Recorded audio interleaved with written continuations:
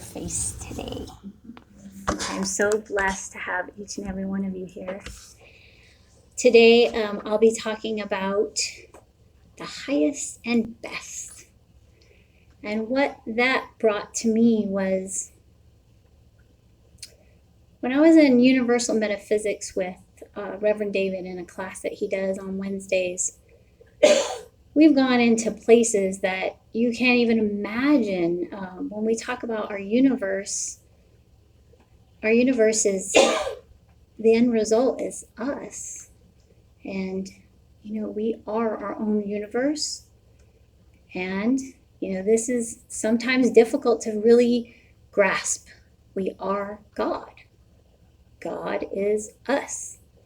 And we are fragments of God, yet we are. So when I talk about the highest and best, you really have to consider, what that is. He mentions about good and bad, that there isn't one, that it's just all-encompassing. And so he says that God is that. And that was something very interesting for me when I heard that. It was like, oh, if there isn't a good and a bad, and it's just the highest and best, then we could see things a little bit differently about circumstances that happen in our life. This instance that, occurred, there are different, emotional connections to, what happened to the chapel. And, I foresee something beautiful coming out of this, of the highest and best, because when there is an instance that occurs, there's always something more beautiful that comes out of that. And I'm waiting for it.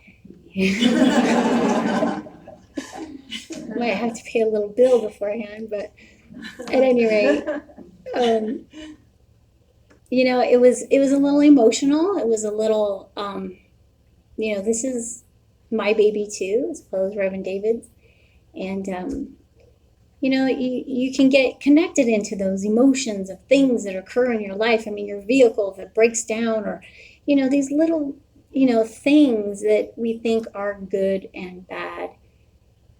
And they just are. They're a circumstance for us to experience so that we can see whoever's in front of us or whatever it is that we are surrounding ourselves with.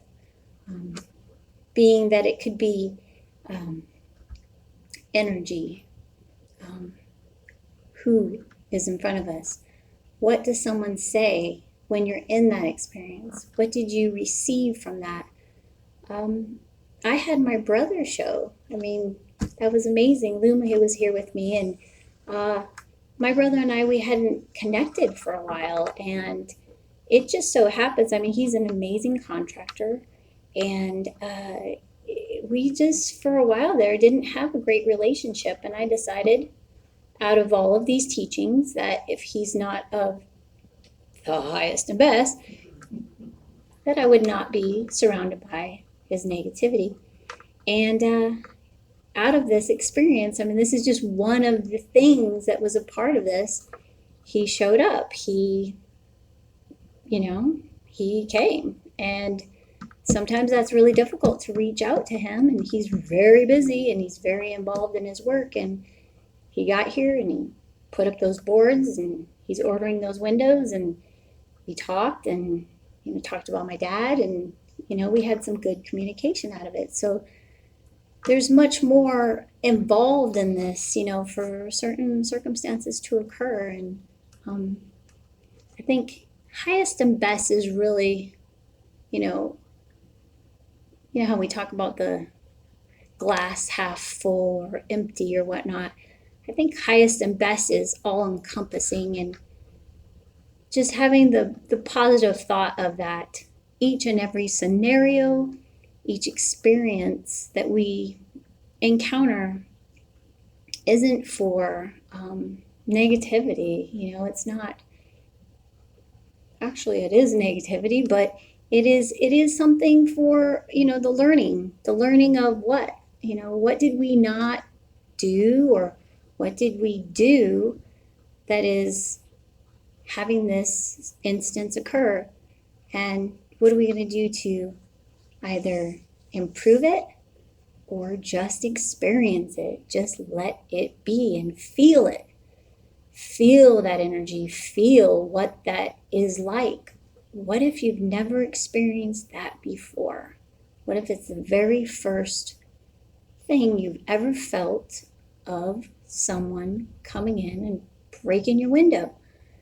I mean, those emotions are something very powerful and very, it's a growth. And so, highest and best is all. Highest and best is everything, and it is us. And what we carry, what we believe, what we want is the highest and best. I'll leave you with that today. Blessings and namaste.